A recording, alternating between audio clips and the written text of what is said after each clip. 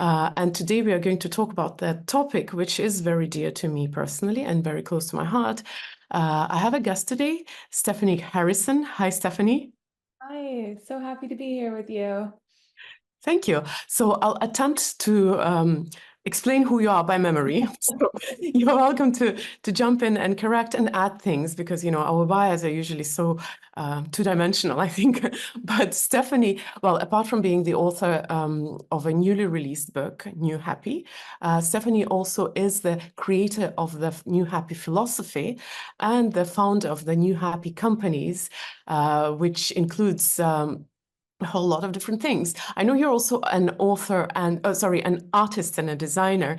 So I believe that the New Happy companies also have their line of designs. Uh, Yeah. but also you have a podcast and you help millions of people around the world to just redefine happiness. And in addition to that, Stephanie has been on, American national media as an expert in that topic. Such places as CNBC and Forbes and Harvard Business Review.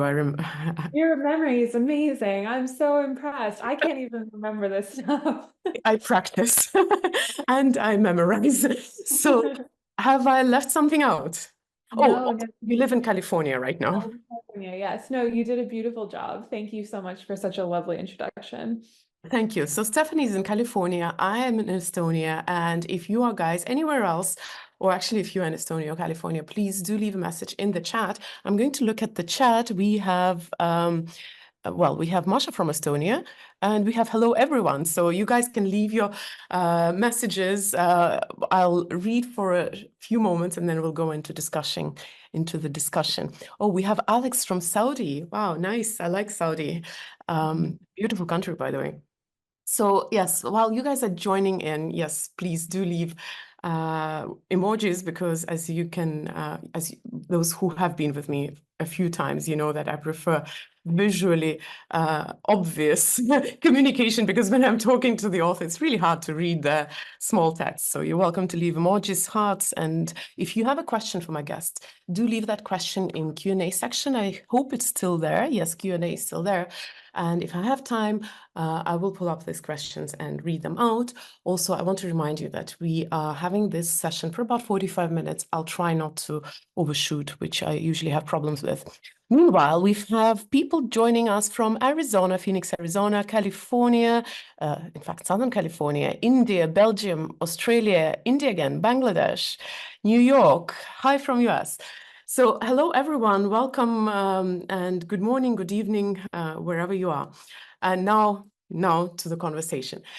Stephanie, I understand that it is your first book and you do come across as a young person, but you have spent quite a lot of time researching, researching seriously this topic. So where did your interest in happiness arise, and could you maybe give us a little introduction to what you have put into it? Because I know that in your book you do say that there are so many references that you decided to keep them separately on the website, not to increase the volume of the book. My publisher called me and she said, we literally can't add it. It will cost too much money to print the 50 pages of references. So yeah, we've ended up posting them on the website. It's not perfect, but it's hopefully a good solution, and then people can go and explore. So yeah, so my interest in happiness really began with my own unhappiness, my own struggles to feel happy despite wanting very badly to be happy and to experience greater well-being.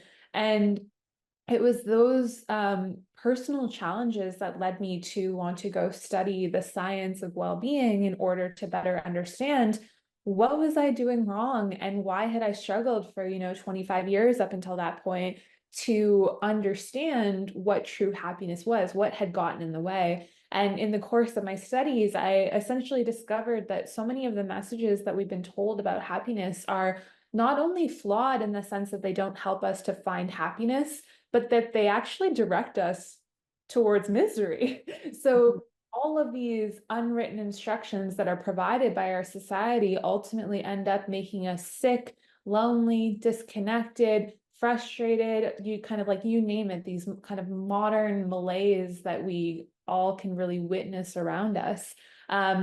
And so I went to grad school at the University of Pennsylvania, and then following my graduation, where I wrote a first draft of this philosophy, I then spent, like my nights and weekends researching independently for the following like 7 or 8 years in order to really understand and build up this this body of work, and specifically the evidence to show that there is a better way. And it's not that hard, it's not that complicated. It might be a little bit more difficult sometimes, but it's not anything that isn't possible for us. Mm-hmm. So I understand, considering that you have new happy companies and you continue working on this topic, this is just a step in the process. It's work in progress, as far as I understand your book, although it does seem like I would say a destination. For a lot of writers, a book feels like a destination. What is your work in that field right now? What do you do? Do you work with people to help them to become happy? Do you continue your research? If so, in which field specifically? What is the future of happiness for you? Yeah, so for a year, I started the New Happy in 2018 after I graduated from school, and I had this draft of this new philosophy, and I had no idea how to communicate this idea to people. It felt very overwhelming. And I remember my partner Alex, he said to me at the time, like, Stephanie, like, you just have to start talking about this. You just have to start sharing it in some way. And so I started a weekly newsletter that, like, I think I say in the book, it went to, like 17 people the first time, and all of them were subscribed against their will. They were friends and family. They were people who I just sort of roped into it. And I just started writing and sharing these ideas with people. And as the New Happy began to grow and build, build a presence, people kept asking me, like, what exactly does it mean to live a new happy life, and how can I do it? And a lot of the mediums in which I work are short form, right? So I make art and design. I do, short newsletters. I write short articles, podcasts. And there was no way for me to communicate this big idea in this way other than in a book or in some longer form approach. And so I really wanted to have this book to be sort of like the definitive manual of, if you want to leave old happy behind and like find a truly happy life, here's exactly how to do it, and a roadmap and a bunch of examples and tools and all that kind of stuff.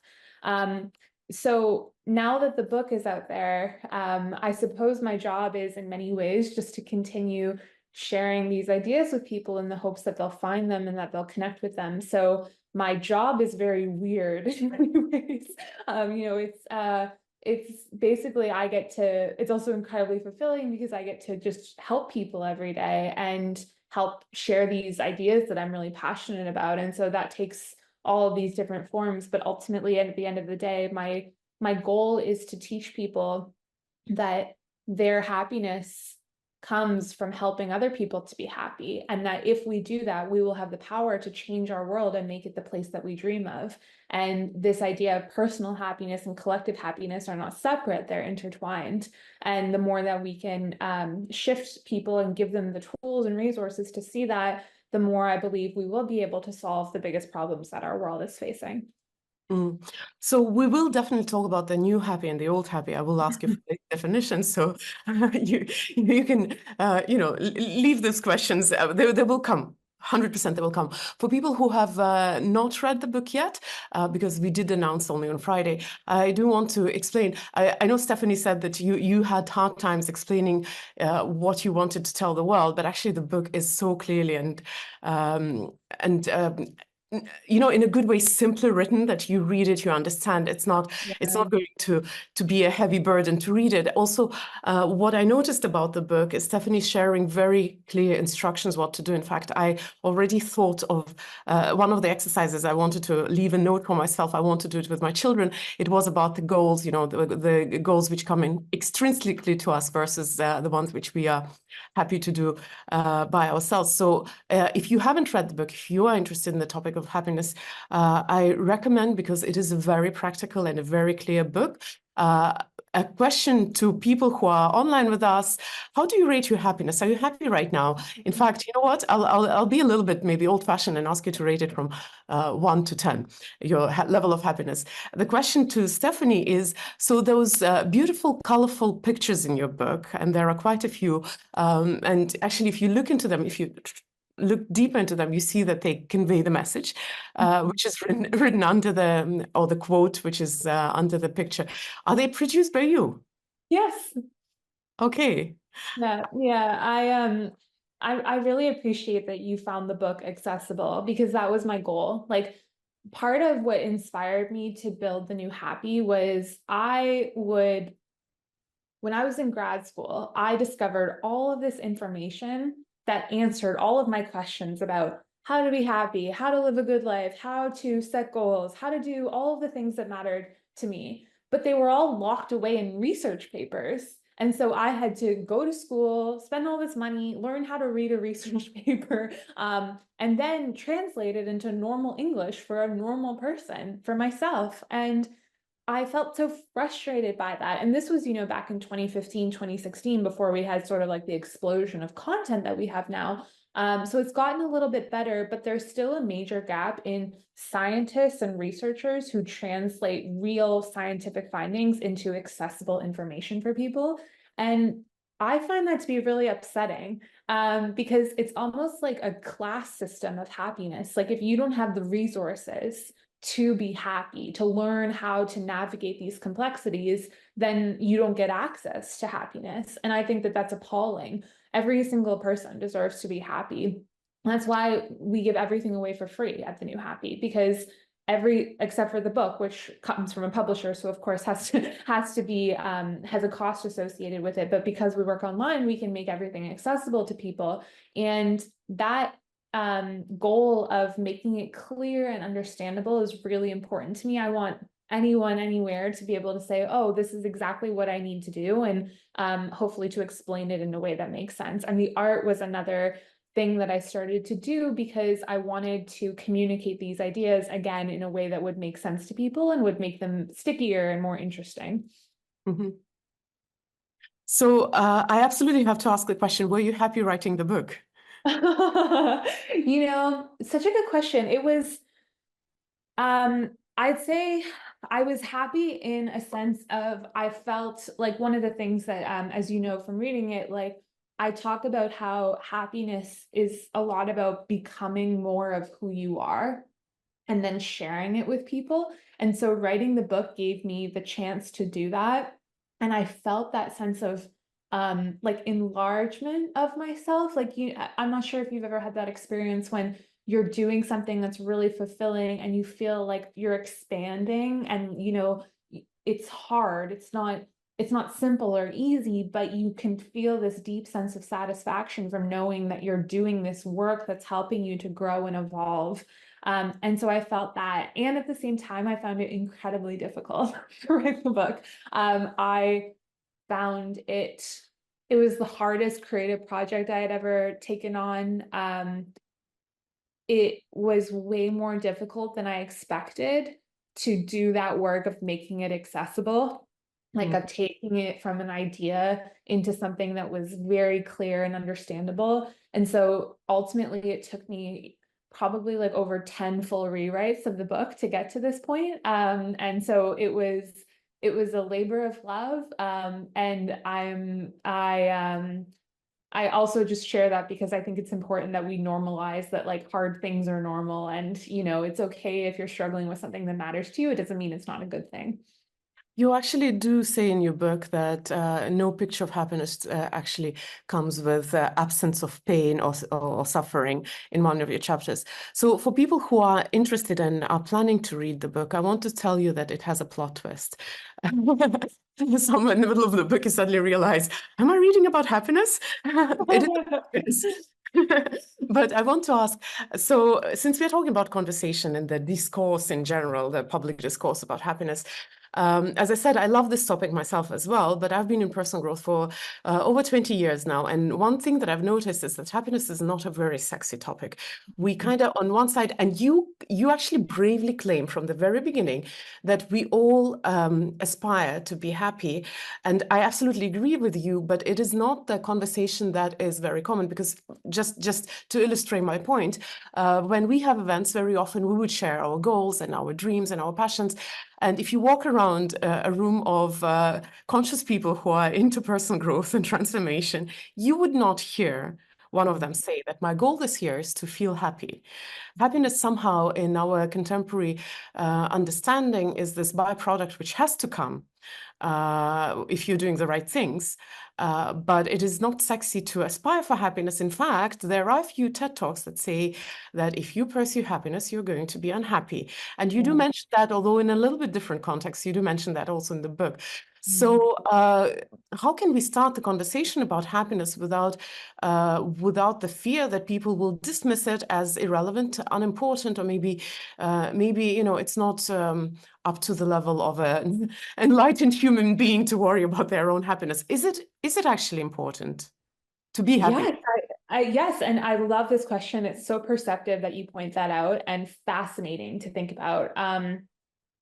I think that, as you said, that for the average person, they don't think about happiness because they're thinking about the thing that ladders into happiness, whatever it is that they think will bring them that sense of happiness. So they're thinking about their career goal, they're thinking about getting married, they're thinking about trying to move to a city they're excited about, whatever, right? Like they have these short-term or long-term goals that are about ultimately driving them to happiness, but they don't think about them in that way. Happiness, when you directly pursue it in the ways in which we have been conditioned by Western society or by old happy, does end up making us unhappy, because we end up prioritizing things like achievement, separation, perfectionism, all of these things that ultimately end up backfiring. I think that we need to reclaim happiness as the greatest goal, because the happiness that I'm talking about is not self-interested. It's not purely focused on one's, consumerist ideals or the experiences that somebody wants to have. It's virtues driven. It's cultivated together collectively in community. It's something that brings life and joy to other people. And to me, the idea of happiness in this way is actually far closer to enlightenment than many other pathways, which propose different pathways towards experiencing that. So since we mentioned already, and we're already in that territory, could you define the old happiness for our audience, and also what's wrong with it? Well, I guess it comes with a question anyway. Yeah, of course. So old happy is my term for society's definition of happiness, the culture that we've created surrounding it, and then the institutions that enforce it. And basically, this is the message that we have received ever since we were little babies about what we need to do and be and how we are related to others in order to be happy. And old happy comes from the systems of capitalism, individualism, and domination that teach us what to value and what's important to us. And ultimately, I've sort of streamlined it down to these three core old happy lies that we've been told. The first one is that you're not enough. There's something wrong with you, you're broken, you're unworthy, all of those deep, painful feelings that we all possess. The second one is that if you can achieve these external goals, they will make you happy. So that's setting your sights on promotions and money and power and all of these things that are outside of you. And the third is that you have to do everything, including achieving all those goals, by yourself, because you're separate from other people. You're on your own. And this tells you that everything that you do is in your control. You're never influenced by other people. You're completely disconnected from any sort of world or community, the impact that they have upon you. And it's these three lies that essentially intertwine and end up warping our understanding of happiness and moving us in a direction towards misery and unhappiness instead. Mm-hmm.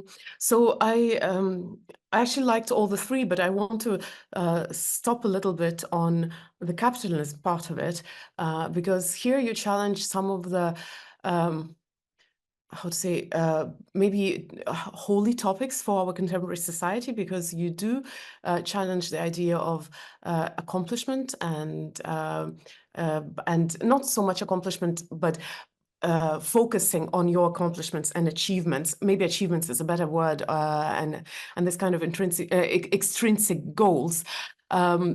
So now that you have been promoting your book for some months, probably for half a year at least, maybe a year, I know how it works.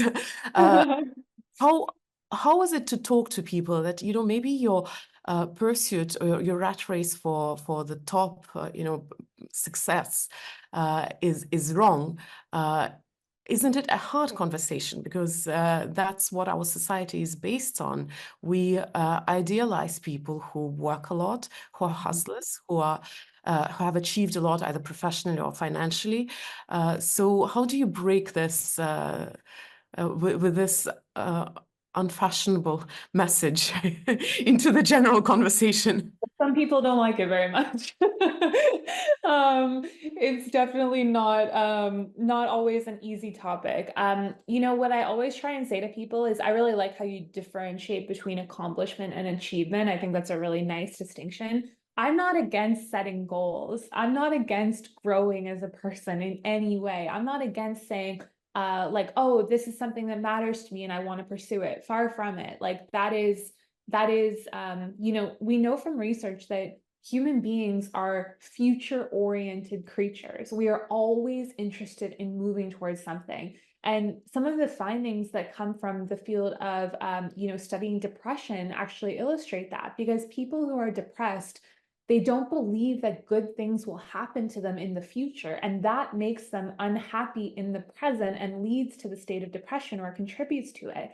And so when we don't have something to strive for or to look forward to, we do suffer in some ways. And I know that traditional pursuits of, you know, of enlightenment or of seeking a more like spiritual form of happiness counsel you to give up on striving for anything in any way in the future.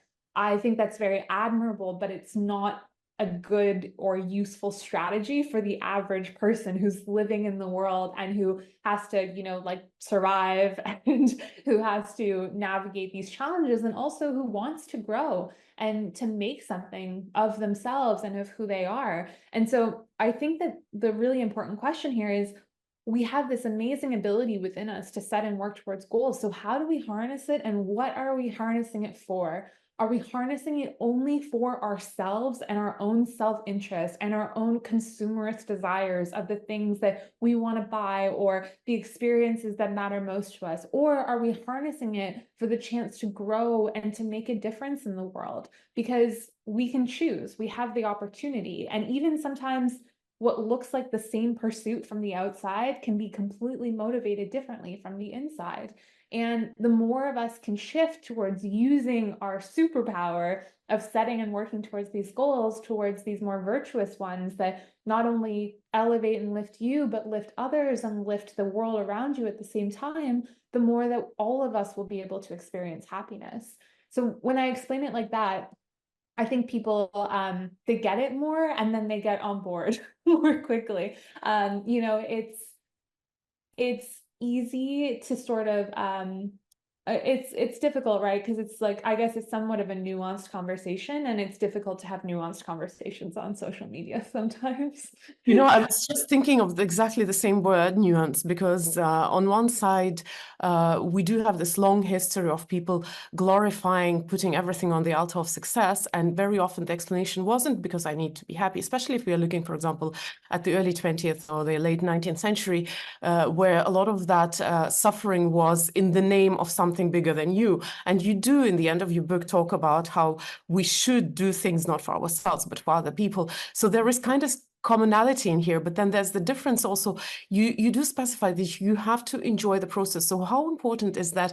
And why I wanted to slow down on this capitalism part, because you do refer to a lot of reference to a lot of research where that shows the connection between your enjoyment of the process and your success in the process. So what's the meaning of What's the difference between, doing it for something bigger than you and suffering in the process versus doing it for someone else and being joyful in the process?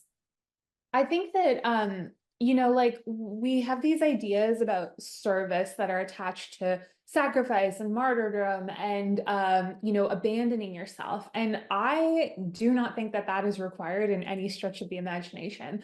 I have devoted myself the best that I can, and I'm sure I've failed in many ways, many, many, many ways, but to the best of my abilities, I have devoted myself to being of service to people every day for the last 6 years through the work that I do. And it has not diminished me. It has helped me to grow as a person. It has helped me to find new ways uh to become more of who I am. And that experience of working towards a transcendent purpose or of something bigger than yourself is profoundly joy inducing if you do it in the right way. And that's why it's so important that we do it. We find those things that bring us joy in the doing of them as much as we can, and then craft our lives around them in some way. Because you're never going to eliminate the like hard moments, the pain, as we talked about, the difficult experiences of it. So you need to have that counterweight of the joy.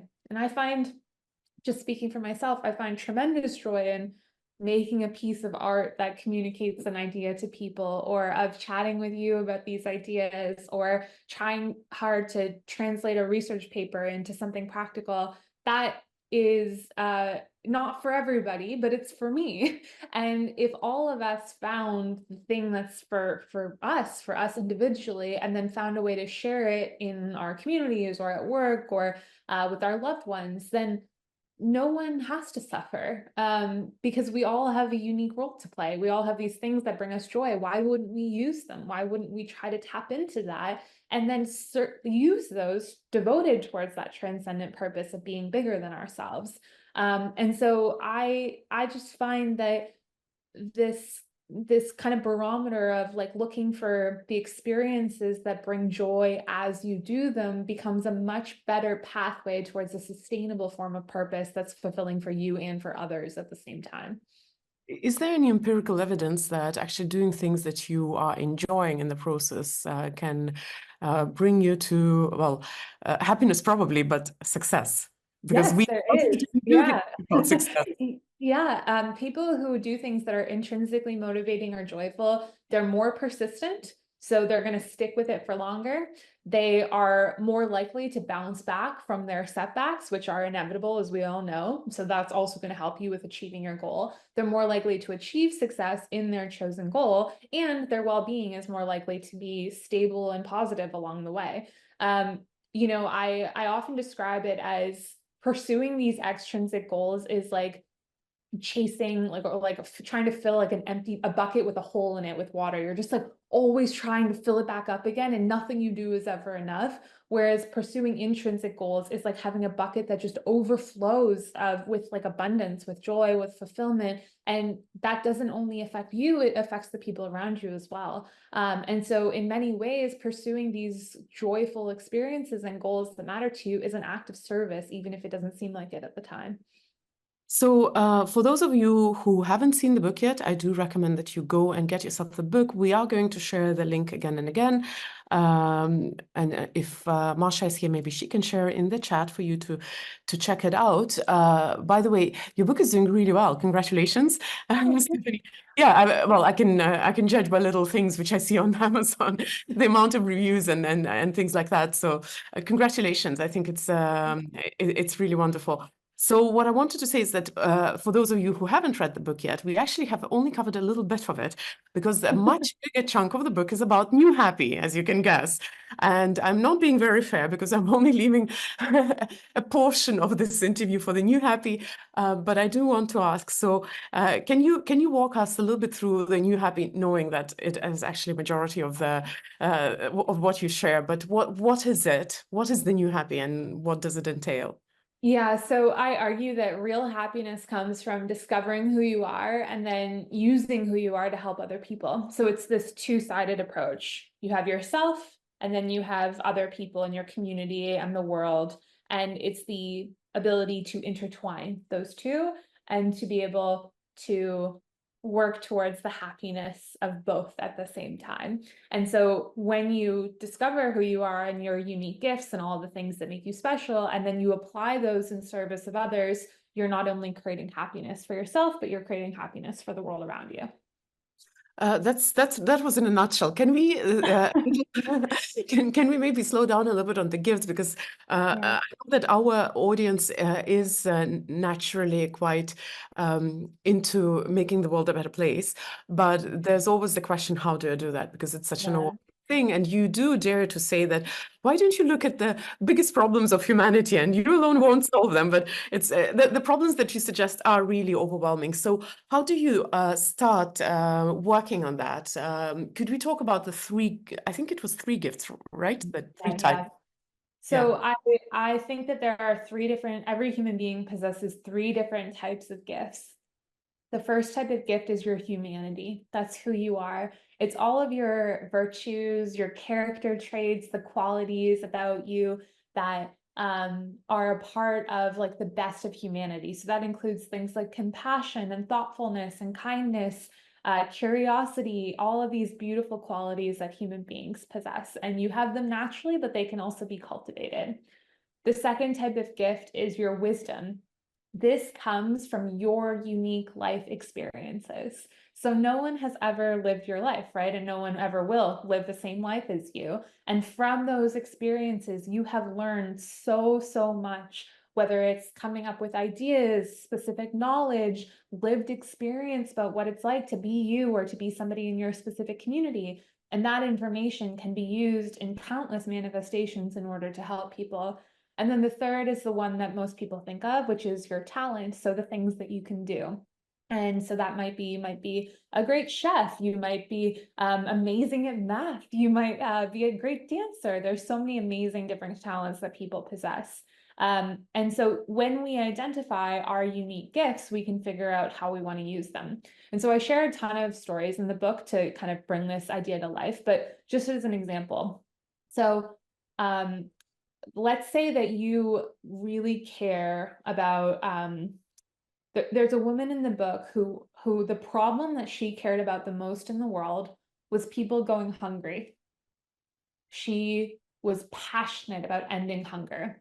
She lives in America in the South, and she didn't take on solving world hunger at the global level. She took on solving hunger in her local community, in her town of Brewton, Alabama.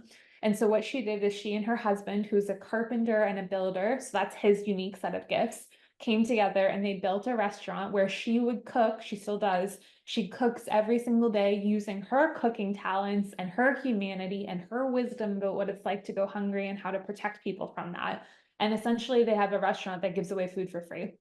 And anyone eats, no matter how much money you have. People can buy meals and donate them on to other people. They have like a little board where if you pre-purchase a meal, you can then take a ticket.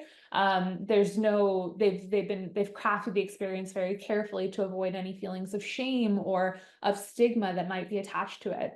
And so this woman whose name is Lisa, she's taking on hunger in her own unique way, in a way that brings her joy, not trying to fix the entire world's experience of hunger, but doing it in her community, because that is ultimately what will fix the world's experience of hunger, is if other people follow her example and go into their communities and say, I'm going to do my part here and I'm going to use my gifts to help in this way. And if enough people come together to do that around all of the world's problems, then how could we not solve them? How could we not leave them addressed? And so it's through these manifestations of identifying like, who am I and where can I help in this moment, that we are able to change the world for the better.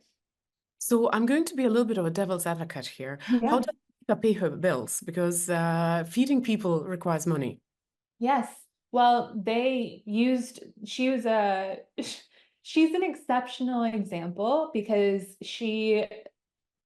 when I spoke with her, she basically she runs on donations. She has an established community in this small town that help her out. They used a number of her savings in order to make their collective savings to make it happen. So I'm not sure what their financial picture looks like, to be transparent. But again, I'm using this as an example of like somebody who's really embodying this in some way. Of course, we all have bills to pay. Of course, we all need to survive in our capitalist society. And I'm not advocating that everyone's like going to follow in Lisa's example here. But what we all do have the power to do is to say, well, here's my workplace.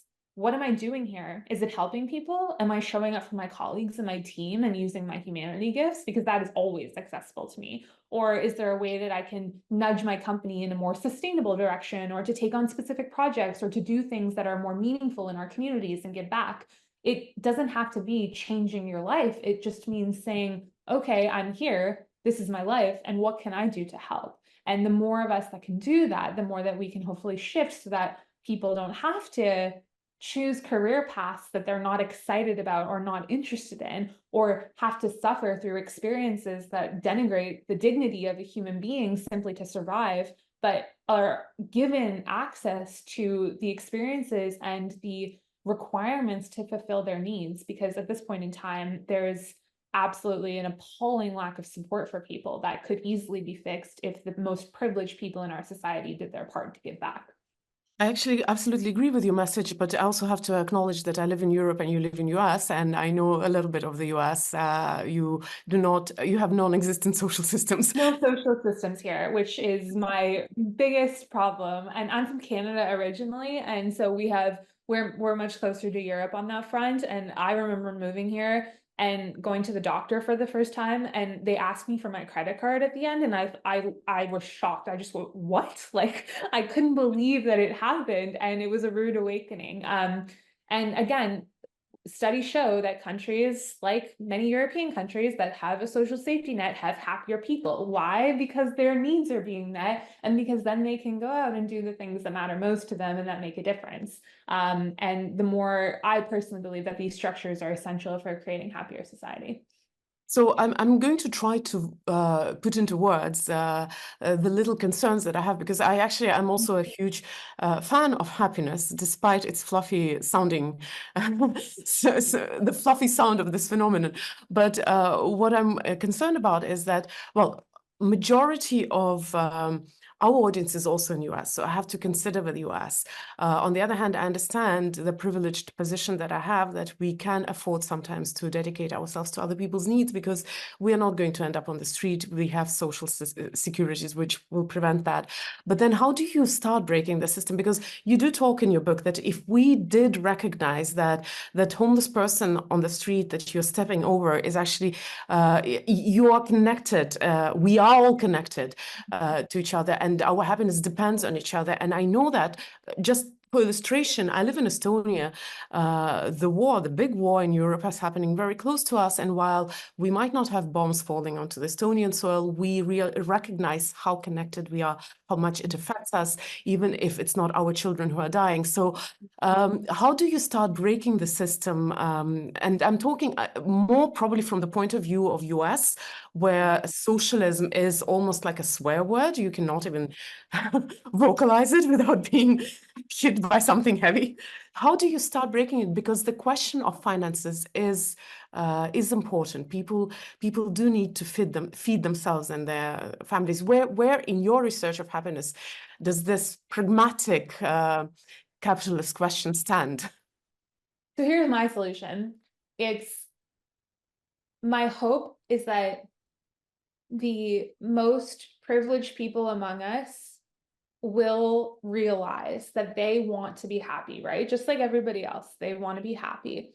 And that the things that they're doing to be happy, like amassing as much wealth as they can, hoarding it, using it to buy things that are unnecessary and that destroy the planet, traveling around on private jets, like whatever it is, those things are never, ever, ever, ever, ever going to make them happy.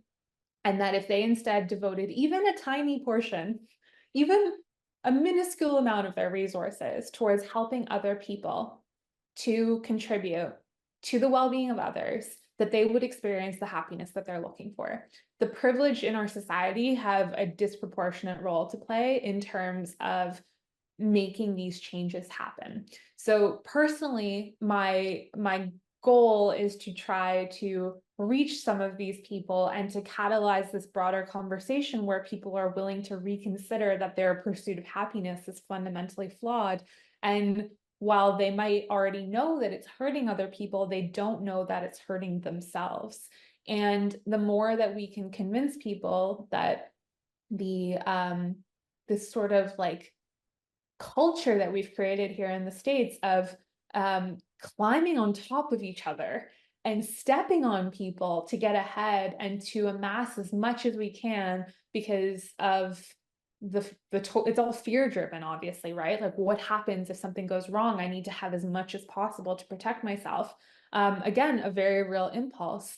The more that we can help people to understand that and shift them in some direction, the more that we might be able to help to also change the culture. I also believe in influencing at a policy level. So I recently spoke in front of the government of California talking about some of these changes that might be able to be made in order to help provide support for individuals. But the reality is that here in America, if the richest people paid their taxes that they owed, just the taxes that they owed, we would be able to close the poverty gap entirely.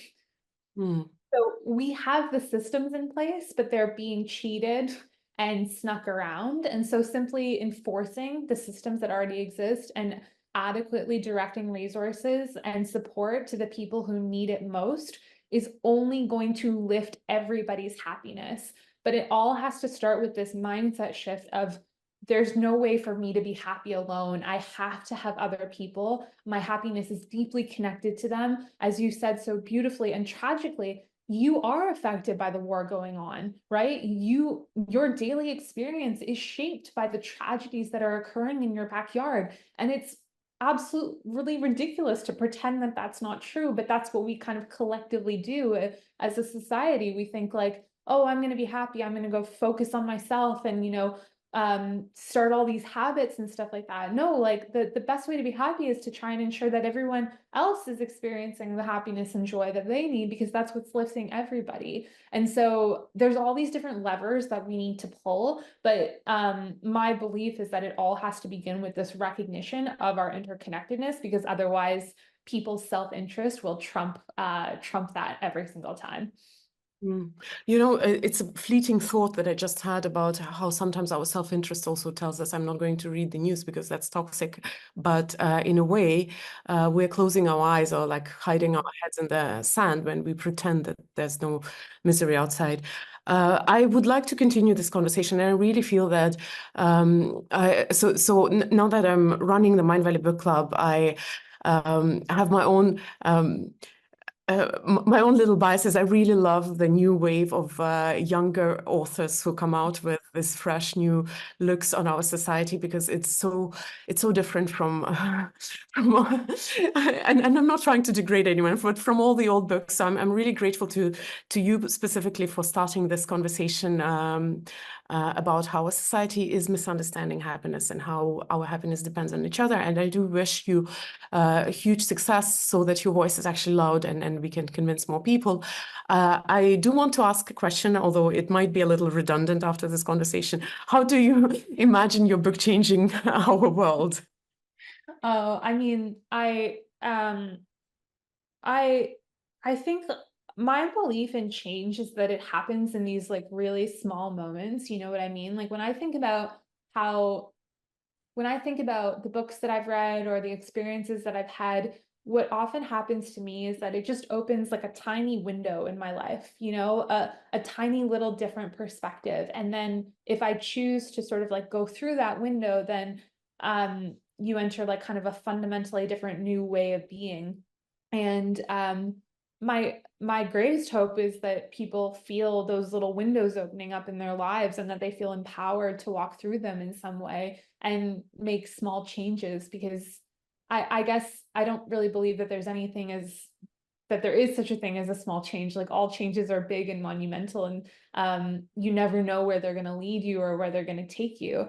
And so if the book can give people those experiences, that's a dream come true. And then more practically, like giving people the language of old happy and new happy to help them to understand and point out like, oh, this is the kind of unwritten rules that I've been living by. These are no longer serving me. I can label them, I can step away from them, and I can move towards something else.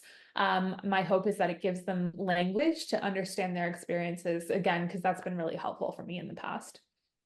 Thank you so much. Now I see that people are asking questions, but it's a little too late, I'm afraid, because we have to wrap up. So I want to ask traditionally those who are online with us to leave a heart for my guest in the chat. And if you're going to be watching it somewhere on social media or on our platform, do leave a heart in the comments, because even if the author doesn't see the hearts directly, we Thank you. we share love. So do that. A question to Stephanie: if people want to get more of you, where can they get it? How can they, if they want to? I do not know if you work with people directly, but this is the moment where you can self-promote. You can find all of my work at thenewhappy.com. And if there's anything that you can't find or that you need help with, you can always email our community email line, which I respond to and answer questions at, which is hello@thenewhappy.com. So I did check out your Instagram. Stephanie does share a lot of wisdom. Actually, when I first went there, there was a lot of art and quotes. And then when I looked inside, apparently there's all videos. So you can get a lot of Stephanie if you follow her and do get the book. I do recommend it. And I do want to hope that we continue this discussion about how to make the world a happier place. So. Thank you. Thank you, everyone. Thank you, Stephanie, and thank you, those who joined us. I'll be now live with guests every week, hopefully. So I'll see you again soon. Bye-bye.